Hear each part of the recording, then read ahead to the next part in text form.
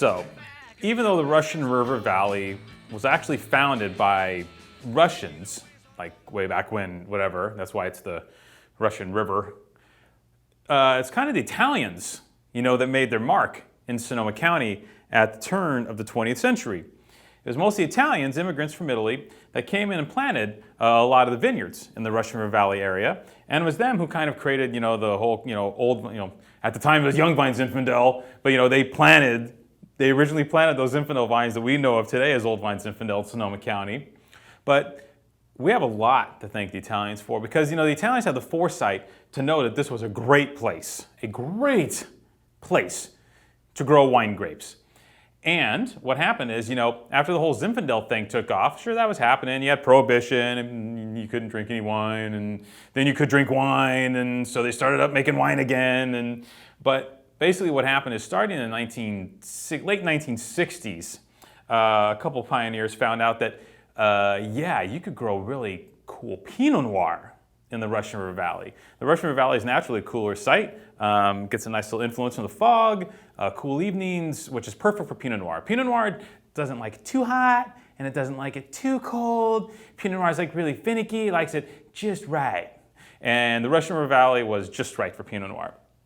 So now we know Russian River Valley is a Pinot Noir spot. And accordingly, a lot of folks, the landscape's really expensive now, but one cat, Ron Boncristiani, got in at the right time. In 2000, he bought 7 acres of dirt in the Russian River Valley in a very special spot. This area is right off of Woolsey Road, an area called Woolsey Road, and it's kind of like one of the main hot spots for Pinot Noir in the Russian River Valley. You got Bonovio Winery there, you have Martinelli, a couple really top wineries in the same area.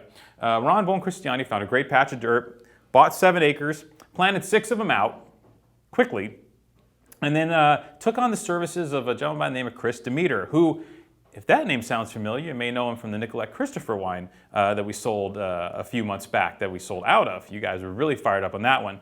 Anyway, Chris is also the winemaker responsible for the Orentano wines. Now this Orentano 2008 Russian River Valley Pinot Noir is all Asian French oak, small micro production, around 400 cases, which is pretty tiny, not big at all. Now the key here is, well, a couple things. First, the Russian River Valley.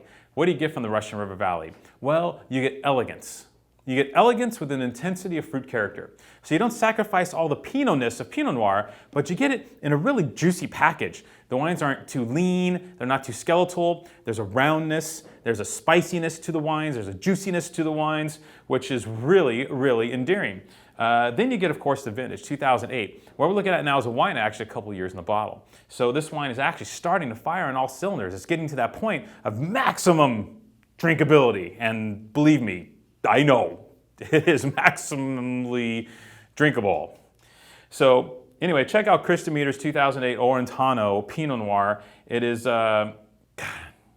just full of fruit, redolent with spices and cherry and rhubarb and forest floor, and my gosh, for the price, it is simply unbeatable. So we're pretty picky with the Pinot Noir we sell around here, and this one made the cut and then some for the dough.